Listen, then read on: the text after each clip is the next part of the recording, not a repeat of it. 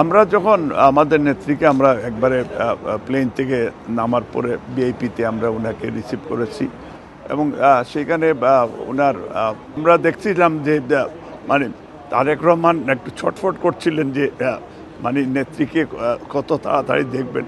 তো সেইখানে ইমিগ্রেশনেরও বিষয় ছিল যে ওনাকে তারা ইমিগ্রেশনে অফিসারগুলি খুব অনার করে ওনার এটা করে খুব তাড়াতাড়ি করে দিয়েছে এবং সেইখানে নেত্রী যখন সামনাসামনি হওয়ার পরে উনি নিজে খুব দ্রুত গিয়ে জড়িয়ে ধরলেন।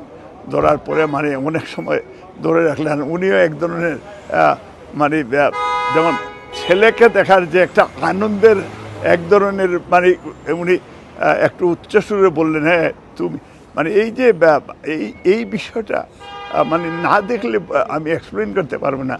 এত মানে ভালো লেগেছিল সেই মুভমেন্টটা, মুহূর্ত। এবং এটা ইট ওয়াজ ফ্যান্টাস্টিক। এবং সেইখানে ওনার ছেলে বউরাও ছিল, ডক্টর জুবাইদা। উনি প্রথমেই প্লেন থেকে উনি রিসিভ করেছেন এবং আমরা সাথে ছিলাম। ইট ওয়াজ ফ্যান্টাস্টিক ইভেন্ট। এবং আমরা দোয়া করি যে এই রিলেশনশিপটা যেন আল্লাহ তাআলা কন্টিনিউ রাখে এবং দেশের জনগণও এটার থেকে অনেক ফিউচার অনেক বেনিফিশিয়ারি হবে। কারণ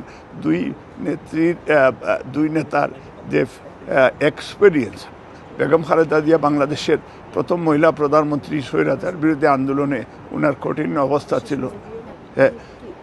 এইখানে তো এই সিচুয়েশনও ছিল না। এই প্রথম যেটা যে জড়িয়ে ধরাটাই তো মানে যে বিষয়টা এখনের যে মনের যে ক্লোজনেস, এটা তো দেখেছেন। আর এমনি এখানে পাবলিকলি এই ধরনের কোনো কথাবার্তা হয়নি এবং ওই সুযোগও ছিল না ওই সময়টাও। এখানে অনেক লোকজন ছিলেন। এখানে আমরা গিয়েছিলাম, সেখানে ধরেন প্লেন ল্যান্ডিংয়ের বোধহয় 5 মিনিট 10 মিনিট আগে। মানে আমরা অনেক আগে আসার কথা ছিল, কিন্তু যখন এয়ারপোর্ট অথরিটি থেকে জানানো হয়েছে যে প্লেন একটু ডিলে হচ্ছে, এই জন্য আমরাও একটু স্লো ছিলাম। বাট ওইখানে আমরা প্রায় আধা ঘন্টারও বেশি ল্যান্ডিংয়ের আগে অপেক্ষা করছিলাম।